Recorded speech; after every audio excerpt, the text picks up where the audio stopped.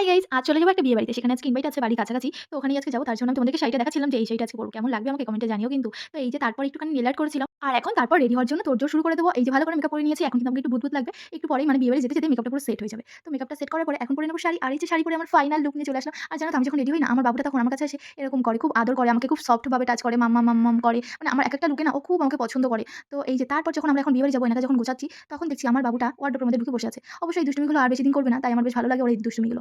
আরেকজনকে এখনো আমার শাড়ি কুচি ধরানো শেখাতে পারলাম না আর আমি শাড়ি পরা শিখলাম না। এদিকে বাবা কুচি ধরছে, ছেলেকে কুচি ধরতে দিচ্ছি না বলে ছেলে রাগ করে পাশে শুয়ে আছে। আরে বাবা তোরও এই জীবন আসবে রে, তুই নিজেই বুঝতে পারবি তখন আর এসব ভালো লাগবে না। এটা কে বোঝাবে ওকে এখন বলো? তারপরে গুটি, গুটি পায়ে চলে আসলাম বিয়ে বাড়িতে। বিয়ে বাড়িটা একদম কাছাকাছি ছিল। এই হচ্ছে ব্রাইড আর ব্রাইডকে দেখানোর পরে এখন ডেকোরেশনটা সুন্দর করে দেখিয়ে দিচ্ছি। এখানে আবার ফাংশনের ব্যবস্থা করেছিল। তার জন্য একটু লোকজন বেশি ভিড়ভাট্টা ছিল এখানে। একেবারে গুটি, গুটি পায়ে গন্তব্যস্থলে যাওয়াই যায়। মানে স্টলের দিকে কি খাবার স্টলে আছে। তো ফার্স্টে এসে দেখলাম কফি আর তারপরে ছিল এখানে আমের শরবত আর এখানে ছিল ফুচকা। এসে দেখছি চিকেন পকোড়া শেষ। কারণ আমি এত ফাস্ট আসি সব জায়গায় যার জন্য এসে দেখি অনেক খাবারই শেষ হয়ে যায়। তারপরে একটু আমের শরবত নিয়ে নিলাম। গরমকাল যেহেতু আমের শরবত তো দরকারই খুব। এদিকে বাবু রাস্তা ক্লিয়ার করছিল। ও এখন থেকে না আরো ছোট থেকে ও রাস্তাও ক্লিয়ার করতে চায়।